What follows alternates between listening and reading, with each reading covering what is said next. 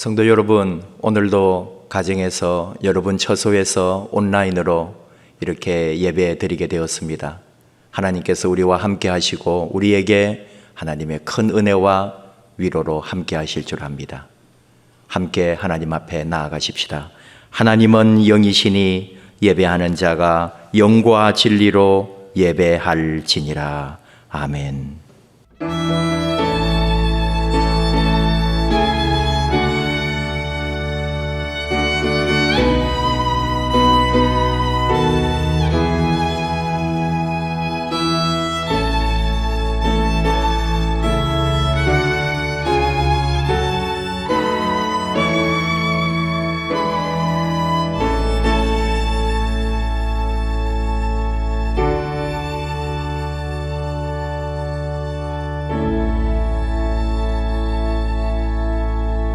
만군의 여호와여, 주의 장막이 어찌 그리 사랑스러운지요. 내 영혼이 여호와의 궁정을 사모하여 쇠약함이여 내 마음과 육체가 살아계시는 하나님께 부르짖나이다. 나의 왕 나의 하나님 만군의 여호와여, 주의 집에 사는 자들은 복이 있나니 그들이 항상 주를 찬송하리이다. 아멘. 전능하신 아버지 하나님, 영원히 찬양받으시기에 합당하신 아버지여, 그 놀라우신 사랑과 섭리와 은총에 감사를 드립니다. 허물과 죄로 죽었던 우리를 십자가에 죽어 피 흘리심으로 다시 살게 하신 영생의 길 열어주신 주 예수 그리스도의 은혜를 찬양합니다. 오늘도 우리 마음 활짝 열어주셔서 아버지 하나님 이름 마음껏 부르며 말씀 안에 하나 되게 해주시는 성령님으로 말미암아 위로와 힘을 얻습니다. 성부, 성자, 성령님만 세세 무궁토록 영광을 받으소서. 예수님의 이름으로 기원하옵나이다. 아멘. 35장 찬송하십시다.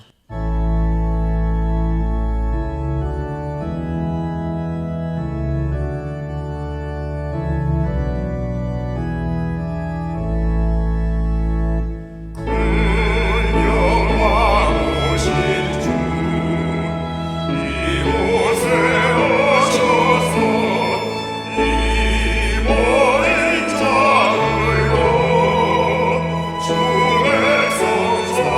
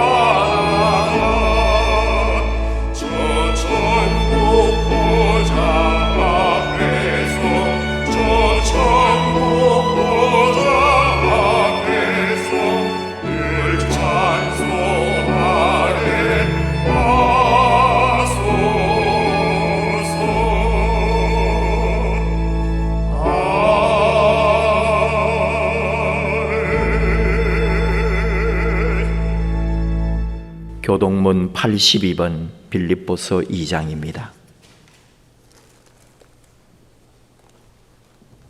너희 안에 이 마음을 품어라. 그는 근본 하나님의 본체시나 오히려 자기를 비워 종의 형체를 가지사 자기를 낮추시고 죽기까지 복종하셨으니 곧 십자가에 죽으심이라.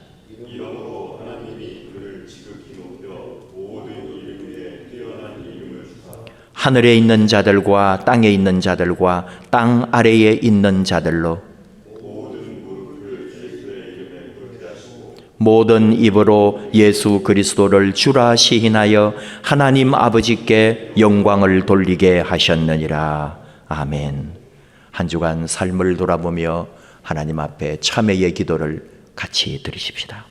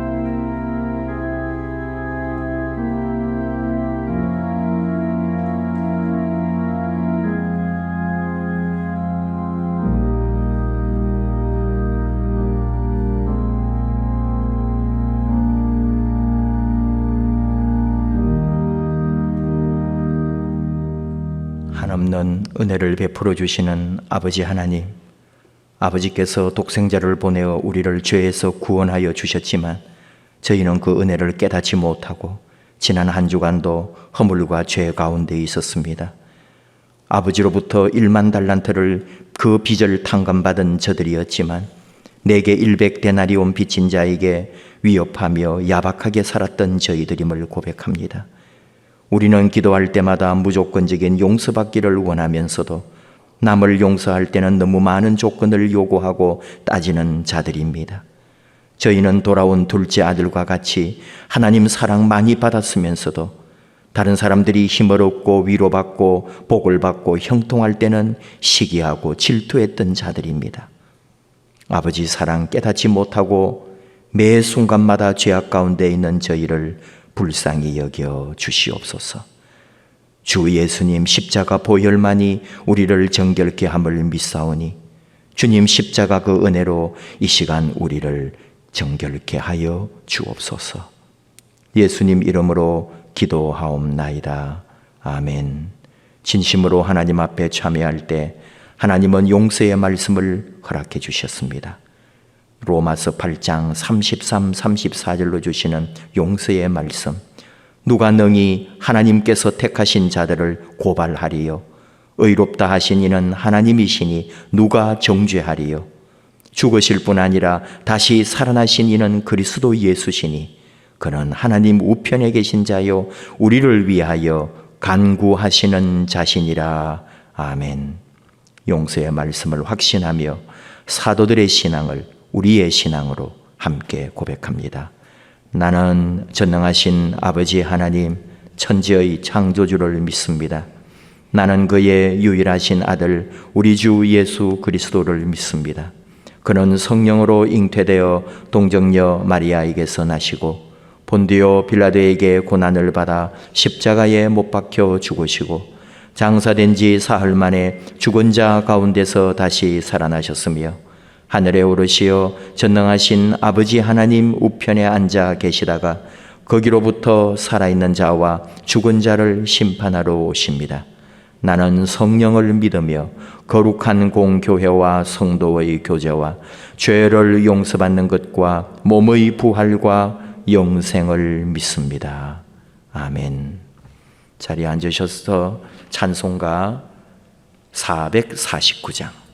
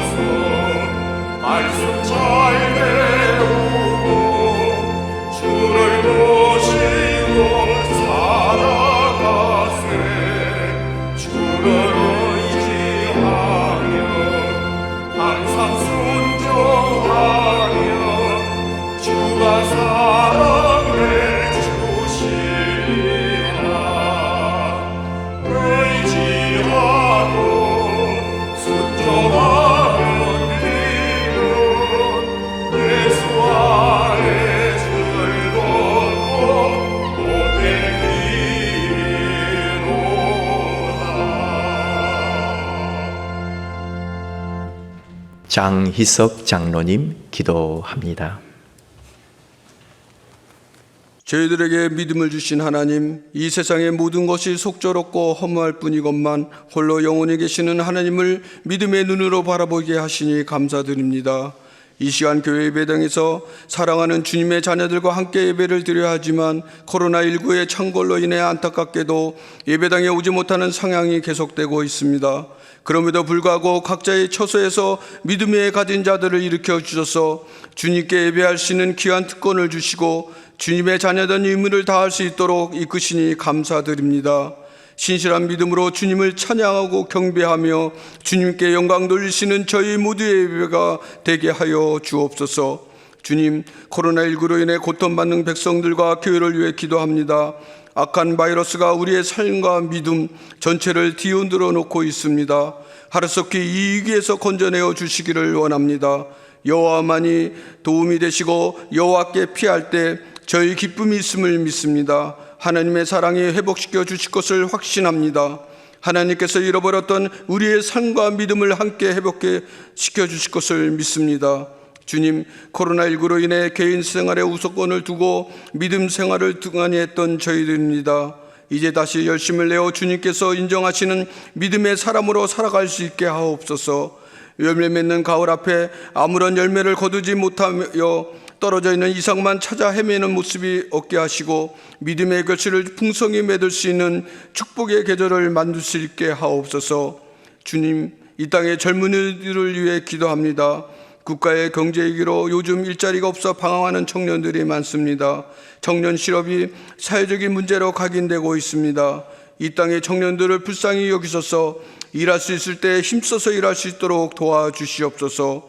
노동의 축복이야말로 주님이 주신 가장 신성한 축복이 아닐 수 없습니다. 특별히 군 복무 중에 있는 청년들을 기억하시기를 원합니다. 젊음을 나라에 바치고 있사오니 그 마음을 살피셔서 외로 먹게 하여 주시고 건강한 군 복무가 이루어질 수 있도록 이끌어 주옵소서. 주님, 어려운 경제난으로 인하여 신앙적으로 넘어지는 성도들이 있습니다. 고통에도 하나님의 선하신 뜻이 계신 줄 믿고 더욱더 믿음으로 달려갈 수 있는 성도들이 되게 하시옵소서. 질병으로 고통받는 성도와 연로하신 분들을 위해 기도합니다.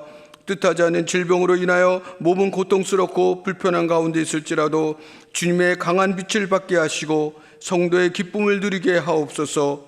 질병을 통하여 더욱더 깊은 은혜의 자리로 나아가게 하시고 치료의 은총을 더하여 주옵소서. 연로하신 어르신들에게는 주님의 평강을 주시고 연로함에서 오는 외로움과 쓸쓸함, 섭섭함 등 이 모든 것들이 사라지게 하시옵소서. 이 시간 단위에 세워주신 각경구 목사님을 능력의 오른팔로 붙들어 주셔서 주님의 권세 있는 말씀을 선포하시고 저희 심령마다 성령의 역사를 뜨겁게 체험할 수 있게 하여 주옵소서. 예배의 처음과 나중을 주님께 맡기며 예수 그리스도의 이름으로 기도합니다. 아멘.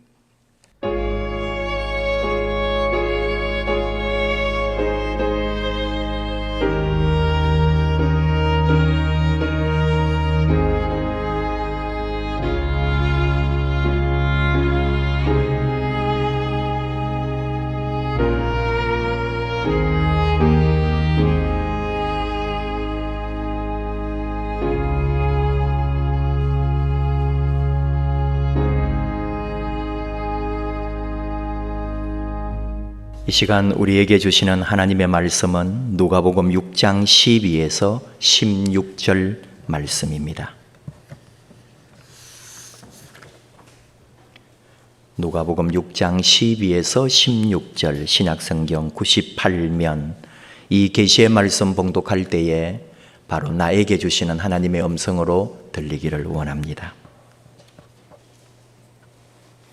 이때에 예수께서 기도하시러 산으로 가사 밤이 새도록 하나님께 기도하시고 밝음에 그 제자들을 부르사 그 중에서 12를 택하여 사도라 칭하셨으니 곧 베드로라고도 이름을 주신 시몬과 그의 동생 안드레와 야고보와 요한과 빌립과 바돌로메와 마테와 도마와 알페오의 아들 야고보와 셀롯이라는 시몬과 야고보의 아들 유다와 예수를 파는 자 될 가룟 유다라.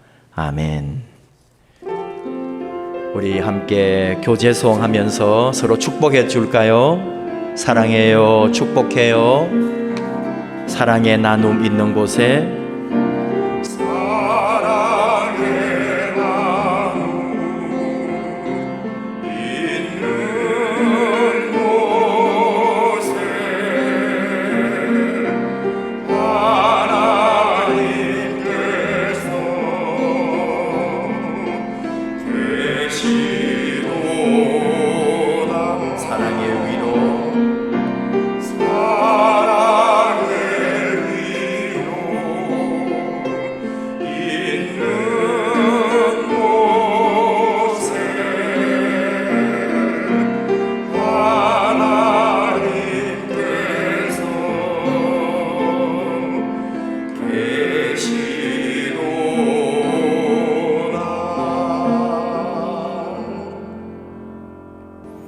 기도하십시다.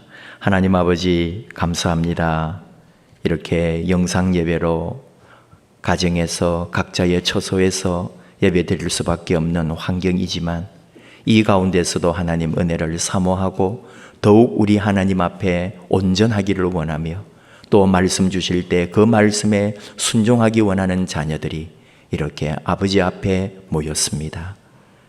이 자리, 우리의 예배의 자리, 기도의 자리, 찬송의 자리 임재하여 주시고 우리 예배 받으신 줄 압니다.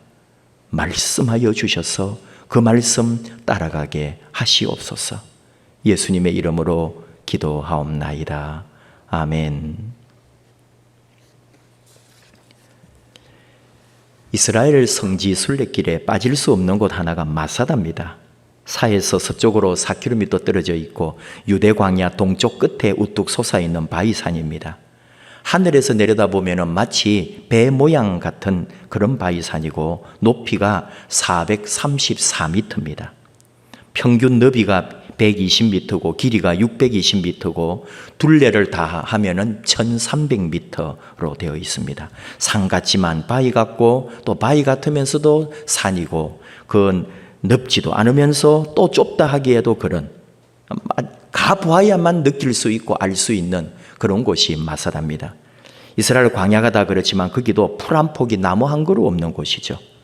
그러나 2000년 전에 기막힌 역사 그 사연을 품고 지금도 유대 광야와 사해의 푸른 물결을 내려다보는 마사다. 작년 우리 성지순례팀도 마사다에서 그 피곤한 몸이지만 더위 속에서 가이드 설명을 따라 움직이던 모습이 눈에 선합니다. 주후 70년 예수님 떠나신 지도 벌써 한 40년이 더 지났을 때죠. 로마군이 예루살렘을 점령하면서 이스라엘이 역사 속에서 사라집니다. 그때 한 무리가 마사다로 도망을 가서 로마군의 항거를 하게 되는데 이들은 엘리아자르 벤 야이르가 이끄는 젤롯 당원, 셀롯인들이라 이렇게 이제 부르죠. 원래 마사다는 군사 요새가 아니었지만은 이미 헤롯 왕 때에 이 성벽을 만들고 무기와 식량을 저장하면서 군사 요새가 되었습니다. 마사다라는 이름 자체가 요새라는 히브리어거든요. 이 헤롯 왕이 로마의 꼭두각시였잖아요. 그래서 항상 신변에 불안을 느꼈습니다. 유대인들이 시대대로 반란 일으키죠. 또 이집트의 여왕 클레오파트라가 유대 지역을 자기들이 다스리는 속국으로 달라고 로마 황제 안토니우스에게 계속 그렇게 주장을 했거든요. 그러니까 로마가 하루아침에 헤롯 자신을 버릴 수 있다는 그런 생각 때문에 천혜의 요새인 마사다를 헤롯은 피난처로 준비를 했던 거죠. 그건 이미 BC 주전 34년 이때부터 준비를 한 거예요. 그러니까 지금 이제 AD 70년, 주 70년이니까 100년이 됐죠. 그 100년 전부터 이 마사다는 요새로 만들어졌고 각종 식량에다가 무기가 그 안에는 가득했습니다. 그래서 어떤 학자는 말하는데 물론 그 중간중간에 넣었겠지만은 100년이 된 곡식도 그 중동 지역의 날씨 때문에 그대로 썩지도 않고 있었다고 할 정도로 이 마사다에 이제 젤롯인들이 숨어 들어간 거죠. 무기도 한 1만 명 정도가 장기전을 할 수 있을 만큼 창고에 가득했다 하는 거죠. 이때 이 마사다에 모여든 유대인들이 가족들, 아이들, 여자들까지 포함해서 1000명쯤 되는 그런 사람들이 마사다에 다 올라가서 로마 제국하고 이제 전쟁을 하고 있는 거죠. 사실 나라는 망했는데 이 젤롯 당원들만이 마사다에 들어가서 항거를 하고 있었다는 거죠. 근데 어쨌든 뭐냐 하면은 이게 상징이거든요. 망한 것 같지만 아직도 망하지 않았고 이 젤롯 당원들이 게릴라전을 계속 펼쳐가지고 로마를 괴롭혔단 말이죠. 고립되어 있는 이 1000명이 유대인에게 하나의 어떤 희망이라 할까요? 끝까지 버텨주면은 그 이제 유대인들에게 어떤 소망이 될 수가 있었던 거죠. 그러니까 로마 입장에서 볼 때 황제 베스파시안이 이대로 둬서는 안 된다 해가지고 로마의 정예부대 10군단이라고 하는 그 부대를 마사다 다 이제 파견을 하는 거죠. 그래서 플라비우스 실바 장군이 72년에 로마 10군단하고 보조군단 9,000명하고 그 다음에 이 일에 노역을 시킬 유대인 전쟁포로 6,000명을 이끌고 마사다를 공격합니다.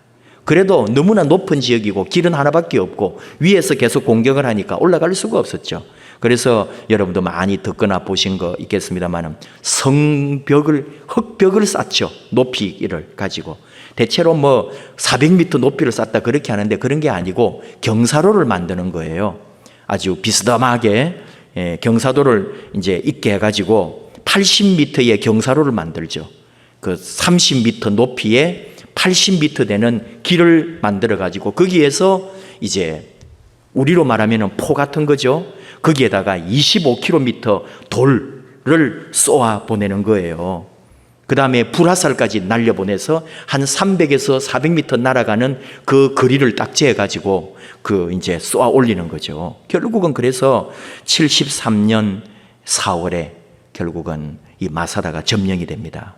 그때 마사다 지도자 엘리아자르 벤 야이르가 남자들을 모두 모아놓고 말했죠. 비장한 연설, 유명한 연설이죠. 형제들이여, 우리는 로마와 맞서 싸운 마지막 용사들입니다. 새벽이 오면 우리는 저들의 포로가 될 것입니다. 그러나 지금은 자유로움으로 부끄럽지 않게 죽을 기회가 우리에게 있습니다. 그것은 치욕을 당하고 노예로 끌려가지 않도록 아내와 자식들을 우리 손으로 죽이고 우리도 스스로 목숨을 끊는 일입니다. 자, 노예가 되기보다 자유라는 이름의 수위를 입읍시다.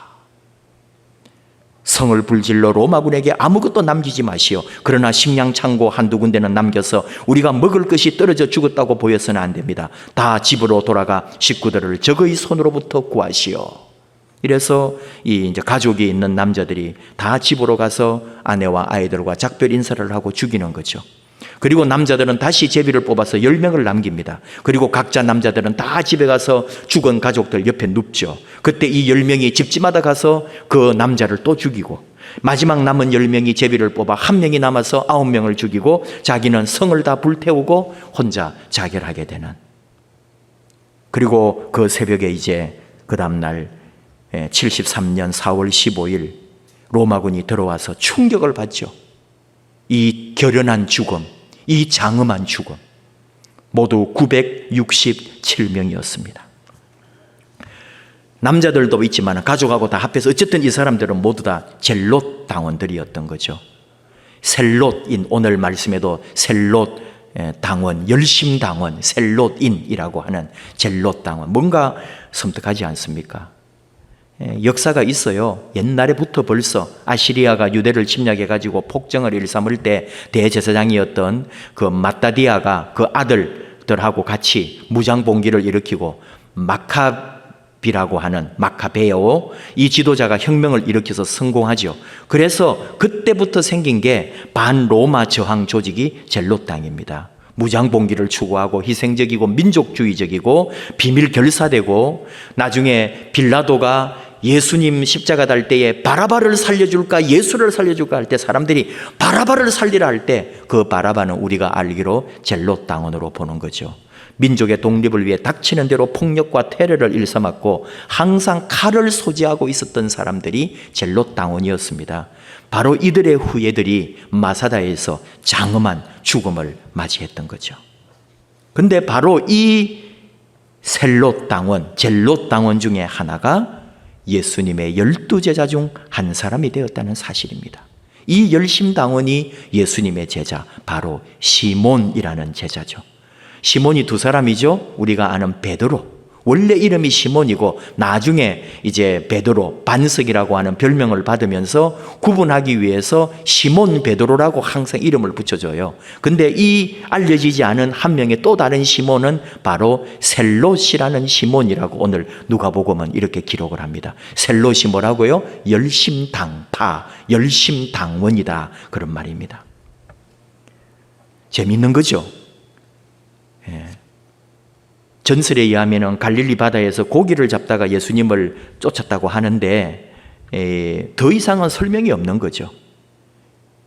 어쨌든 극단주의자, 열심당원, 셀롯 또는 젤롯 당원이 틀림없습니다. 이스라엘 정치적 독립을 위해 물불 가리지 않고 열광적이고 성급하고 불같은 사람들. 근데 어떻게 보면 예수님하고 너무 맞지 않다는 거죠. 우리 예수님은 그런 분이 아니신데요. 사랑으로 해결하고 예수님의 가치는 온유하고 겸손하고 정치적인 게 없는데요. 근데 이 사람은 아주 정치적이고 칼을 품고 다녔고 아주 세상의 어떤 자기들의 민족 해방을 위해서 일하는 그런 과격 분자였단 말이죠. 또 생각해 보면은 마태라고 하는 세리가 있었기 때문에 이 열심 당원들이 죽여야 될 이 아주 매국인들이 누구냐 하면은 세리들이거든요. 그러니까 예수님 제자 안에 이 세리가 있고 젤롯 당원이 있다는 게 어떻게 이게 가능할까 싶을 정도로 예수님의 제자 안에 있었다는 게 너무나 신기한 일입니다. 정치적 야망에 불타 있고 그럼에도 불구하고 예수님 안에 있다는 것은 많은 의미가 있겠죠. 우리는 이해할 수 없지만은 뭘까요? 예수님 안에서 모든 것은 새롭게 되기 때문에 불같은 성격이나 비둘기 같은 사람이나 온유한 사람이나 돈 많은 사람이나 제자 중에는 각양각색의 천태만상이 있었거든요.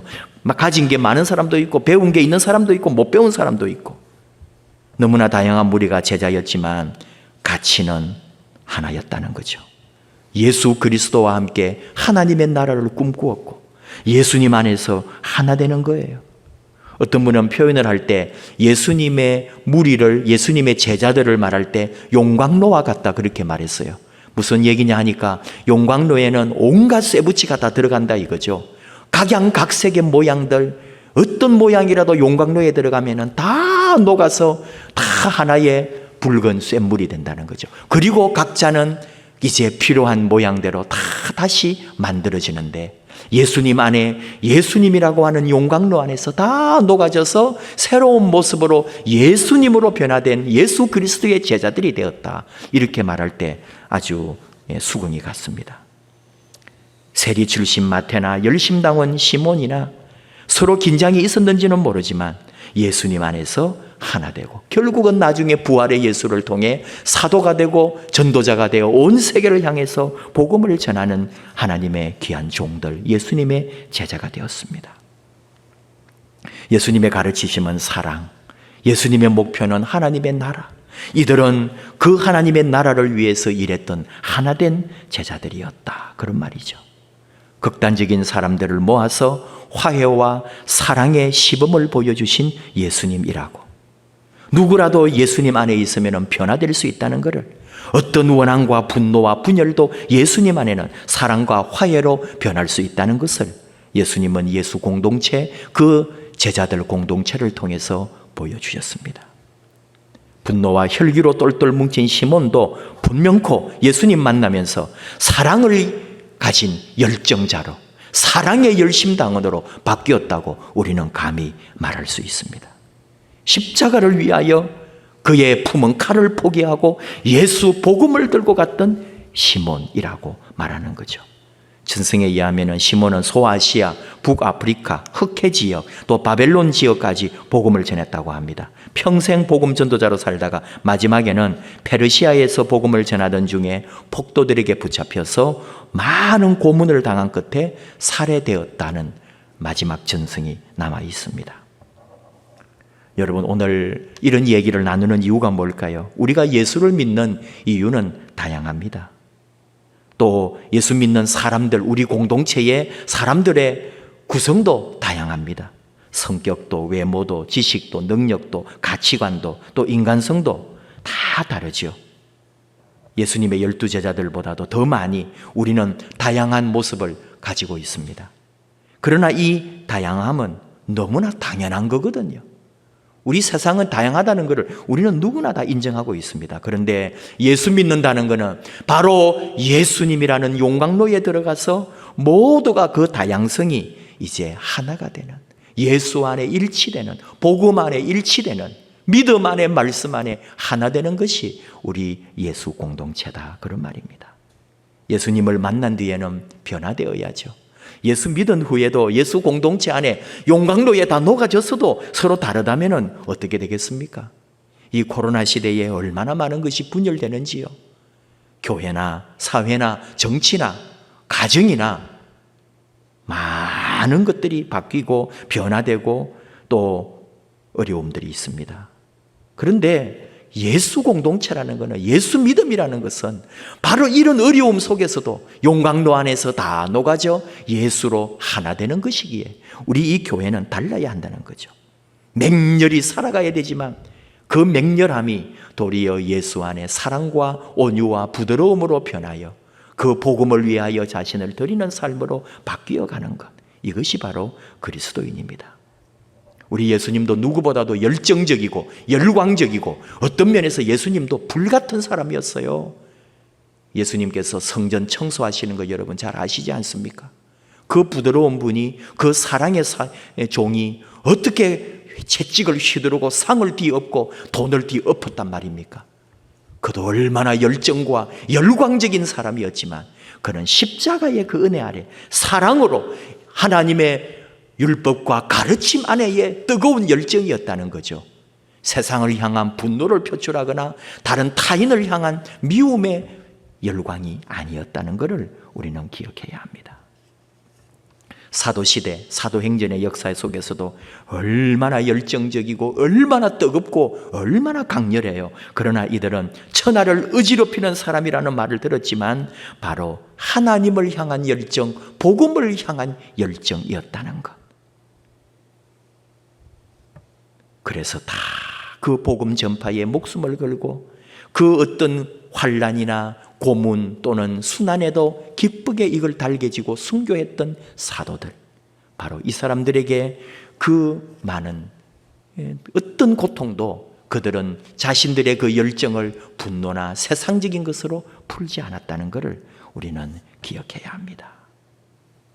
예수님 안에서 이렇게 우리가 다 녹아져야 된다는 것. 오늘 예수님의 제자들 이름 가운데 나온 열심당은 이 시몬, 분명 이 사람도 그는 유대의 독립을 꿈꾸고 칼을 품고 사는 사람이지만 로마인을 죽이고 이스라엘 사람 중에 히브리인 중에 로마에 속해서 도와주고 있는 이런 매국노들을 죽이는 암살단들이었지만 예수님 안에 그는 변화되고 그의 예수 복음을 위하여 순교했던 사람. 오늘 우리는 이것을 본받아야 하는 거예요. 여러분도 다 알고 배웠고 깨달았겠지만 온유함이 이깁니다. 온화함이 이깁니다. 부드러움이 이깁니다. 절대로 강한 것이 이기는 게 아닙니다. 오늘 우리 한국 교회가 대사회적으로 더 겸손하고 회개하고 기도하고 엎드려야지 세상을 향하여 도리어 소리 지르고 세상을 향하여 도리어 꾸중하고 세상을 향하여 우리가 비난한다면 우리 교회는 영원히 이 세상 가운데 하나 될 수 없습니다. 종교에 대한 대국민 인식조사한 걸 보고 제 마음이 너무 많이 아팠습니다. 개신교를 두고 우리 교회거든요. 자, 이 결론이 뭐냐 하면은 거리를 두고 싶은 이중적인 사기꾼 같은 이런 인식이 우리 일반인들에게 있다는 거예요. 다 거기 다가 있어요. 거기가 합하면은 그게 70% 이상이 돼요. 우리 개신교를 두고 거리를 두고 싶고 이중적이고 사기꾼 같다는 거예요. 그런데 천주교와 불교 쪽에는 어느 것이 70% 이상이냐? 온화, 따뜻한, 절제하는 윤리적인, 이게 80% 이상이에요. 천주교와 불교는 그 80%에 다시 말합니다. 온화, 따뜻한, 절제하는 윤리적인 그런 인식, 그런 이미지가 있다는 거예요. 우리 개신교는 거리를 두고 싶고 이중적이고 사기꾼 같다는 거예요.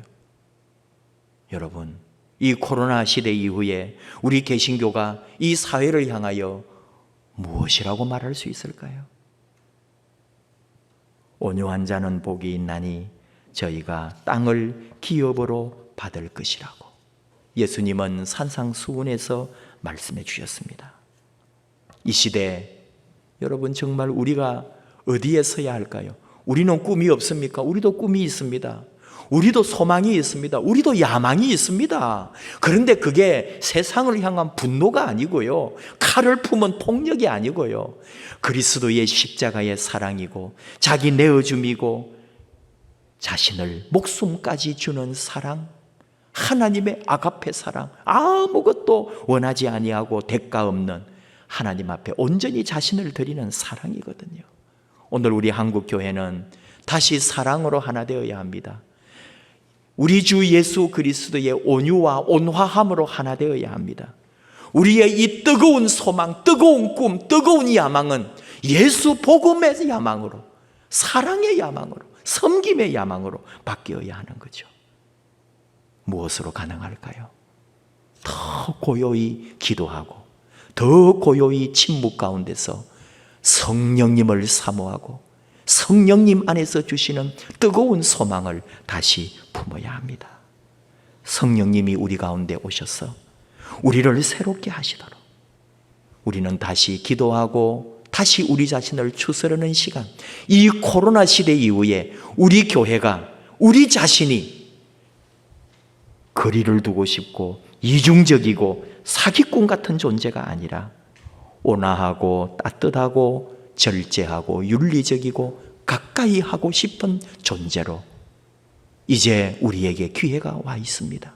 이 어려운 시대에 우리 교회가, 우리 자신이 예수 안에, 복음 안에, 예수님의 그 뜨거운 열정과 그 예수님의 용광로 안에 녹아져서 예수 십자가 사랑, 온유하고 겸손하고 온화하고 따뜻하고 더 진실하고 순결한 그리스도인으로 그렇게 우리 하나 되어 이 땅을 하나님의 아름다운 나라로 변화시키는 일에 쓰임받는 우리 교회, 우리 성도, 우리 한국교회 되기를 축복합니다. 함께 찬양합시다. 성령님이 오셨습니다. 성령이 오셨네. 함께 찬양하십시다.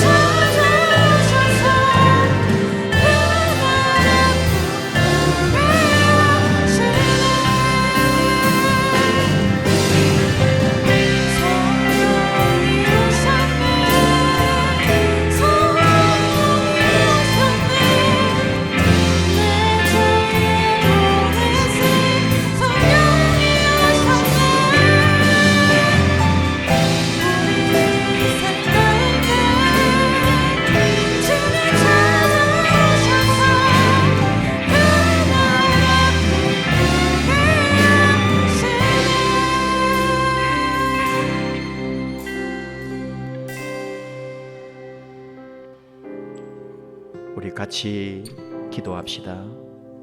성령님 아니시면은 우리 아무것도 아닙니다. 성령님 아니시면 우리를 변화시켜 줄 그 어떤 것도 없습니다. 이 어려운 시대 온 세상이 손가락질하는 우리 교회를, 우리 믿음의 사람을, 이런 시대 우리가 변화되지 않으면은 우리는 하나님 앞에 고개 들 수 없습니다. 우리 안에 있는 이 뜨거운 마음, 뜨거운 열정, 예수 복음 안에 온유와 겸손으로, 온화함으로 다시 예수님 안에 녹아지고 깨어지고 부수어지고 변화되는 우리들, 기도로, 영어로, 말씀으로 새롭게 되는 시간인 줄 알고 우리 주님 앞에 다시 더 낮아져 주님 뜻대로 살아가는 그리스도인 삼아달라고 우리 함께 주여 부르고 우리 자신을 돌아보며 결단하며 기도하겠습니다. 주여,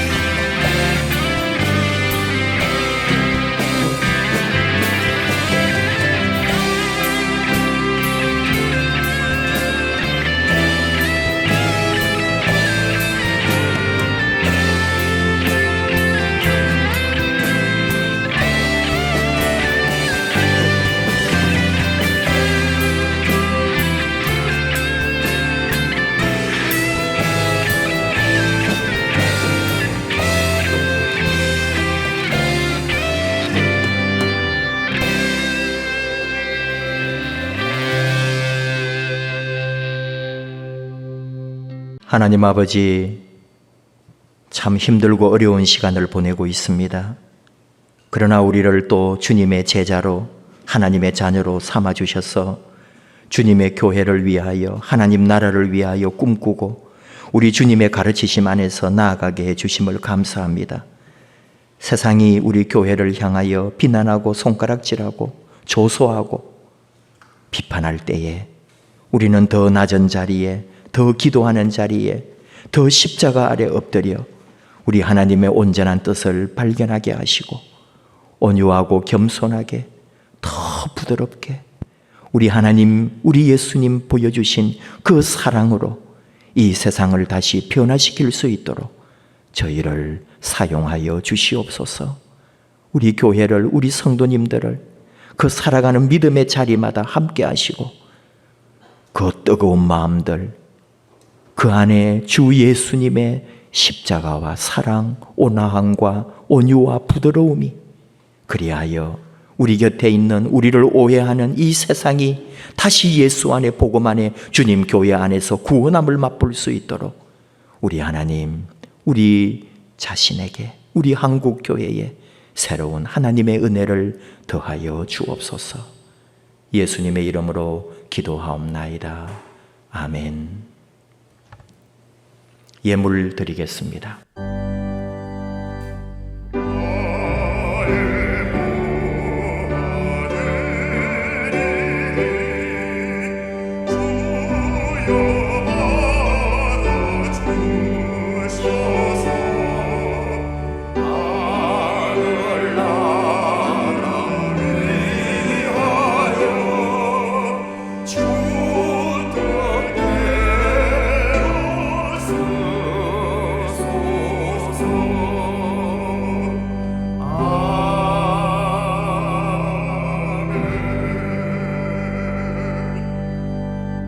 하나님 감사드립니다.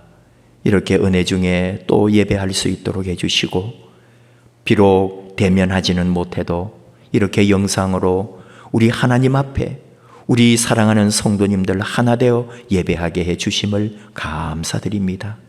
하나님 함께 해주시고 이 코로나 위기가 속히 끝날 수 있도록 우리 하나님께서 간섭해 주시고 하나님 도와주시옵소서. 그리하여 이 세상, 우리 사회, 이 민족, 온 세계 열방 하나님 안에 다시 회복되는 역사, 살아계신 하나님의 놀라운 은혜를 간증하고 찬송하고 예배할 수 있도록 우리 하나님 이 세상을 다스려 주시옵소서. 이렇게 예배하며 하나님 앞에 감사하며 영광 돌리며 우리 살아가는 날마다 하나님 앞에 온전히 맡기고 주시는 그 은혜 감사하게 해주셔서 이렇게 예물 드립니다. 11조 감사 성교 주일 예물 각자의 자리에서 온라인으로 우리 하나님 앞에 예물 올려드리는 사랑하는 자녀들, 그 마음, 그 수고, 그 헌신 기억하시고 하나님의 큰 복으로 갚아 주시옵소서.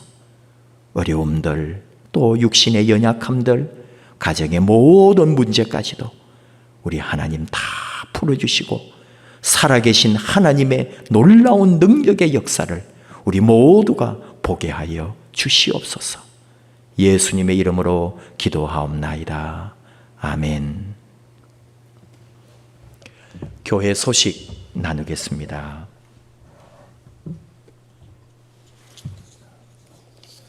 표어를 우리 두 번 같이 할까요? 가족들과 같이 표어 두 번 하겠습니다. 시작. 말씀으로 변화되고 사랑으로 동행하는 교회. 말씀으로 변화되고 사랑으로 동행하는 교회. 오늘 오순절 후 14번째 주일로 지킵니다. 또 코로나19 확산 방지를 위해서 예배 및 기도회 모든 걸 비대면으로 진행하고 있고요.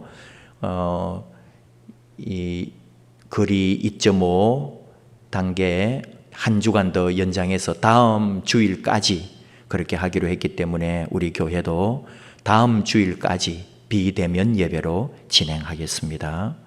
새벽기도 우리 코로나19 방지를 위해서 당분간 쉬고 있습니다. 금요기도회는 우리 방송 사정도 있고 여러 가지로 해서 금요기도회도 또 한 번 더 쉬어야 되겠습니다. 수요기도회는 실시간 영상으로 여러분에게 제공하겠습니다. 자꾸 말씀을 드리지만은 우리 교회 안에서 하는 모든 모임, 회의 좀 금하고 있습니다. 또 여러분 개인적으로도 모임이라든지 단체 활동이라든지 이런 것들을 많이 좀 자제해 주시면 감사하겠습니다. 코로나 확산 방지 협조하는 거 계속 말씀드리고 있고요. 교회 우리 성도님들이 잘 지켜주셔서 감사해요. 주중에도 교회에 모이거나 이런 게 없어서 그렇습니다만 들어오실 때는 꼭 QR 마크를 포함해서 다 체크하시고 들어오시기를 바랍니다. 우리가 가을만 되면은 가을밤 기도회를 했었는데요. 우리가 모일 수가 없으니까 나름대로 제가 아이디어를 하나 낸 건데 정교인 성경 쓰기를 해봤잖아요.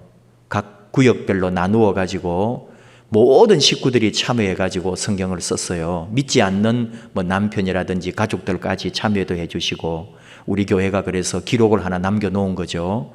근데 이번에는 성경을 각 구역별로 다 나누고 그 구역의 모든 식구들이 읽으려고요. 그리고 녹음을 하라는 거죠. 스마트폰이 있으니까. 그래서 다 몇 장 몇 절 어디부터 해가지고 이제 구역장님이 식구들, 구역 모든 사람들 딱 그 가족에게 몇 장부터 어디까지 하라고 정해주면은 그걸 스마트폰으로 녹음을 해가지고 보내주는 거예요. 그래서 이제 우리 성경 66권을 우리 교회에 속한 모든 지체들의 음성이 다 들어가서 그거를 하나로 하나 만들려고 그래요.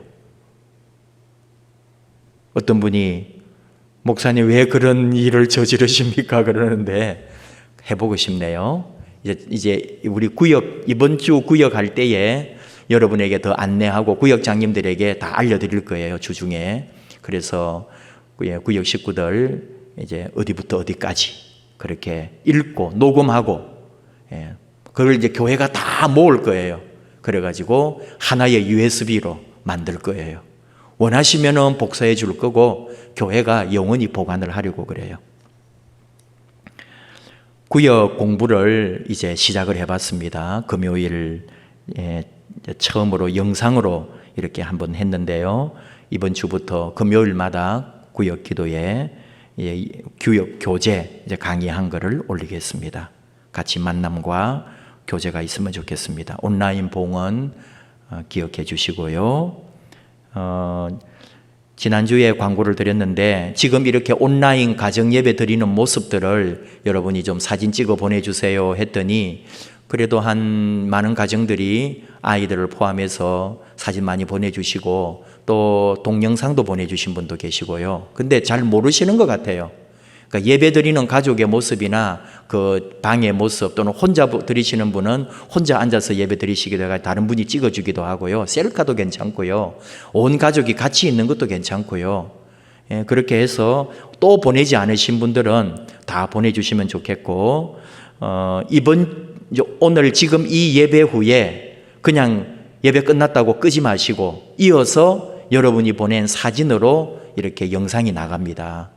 그 다음 주에는 더 많은 사진을 모아서 하나의 또 멋진 영상이 만들어질 수 있도록 여러분 각자 우리 성도님들이 어떤 모습으로 집에서 예배드리고 있는지 그러면서 또 여러분 가정은 어떤 모습인지 한번 보는 거거든요.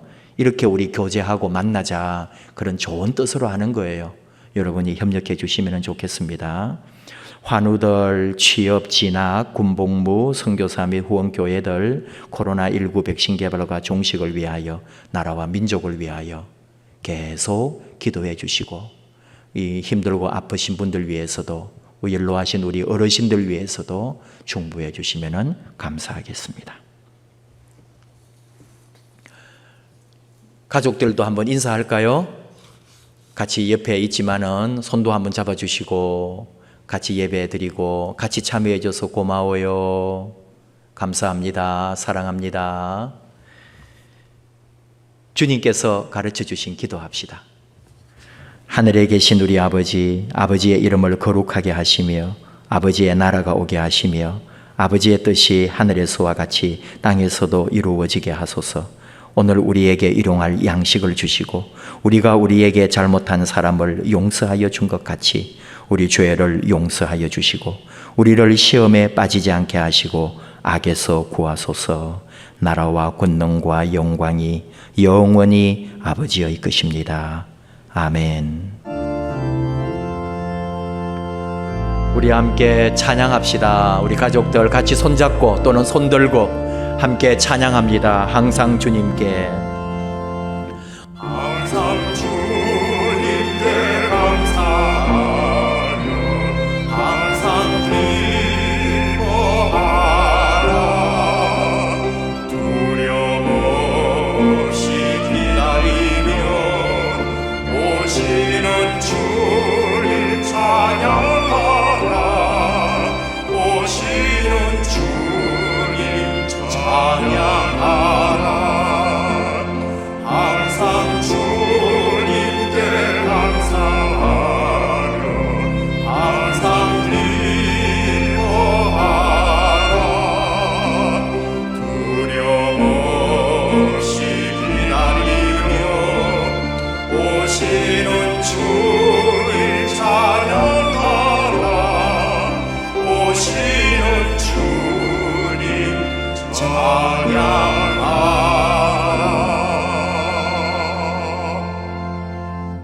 이제는 주 예수 그리스도의 은혜와 하나님 아버지의 한없는 사랑과 성령님의 위로하시며 동행하심이 평생 우리 하나님 바라보고 하나님 사랑하며 우리 주님이 보여주신 그 십자가의 사랑과 희생을 따라 오늘 이 세상 살아가면서 저항과 또 반목과 질시와 비판이 아니라 온유함과 겸손함으로 온화함과 부드러움으로 침묵과 기도로 하나님의 뜻을 하나님 나라의 소망을 더 크게 품고 영적으로 깨어 나아가기를 원하는 사랑하는 자녀들 그 가정과 일터 앞날 위에 영원토록 함께 하시기를 축원하옵나이다.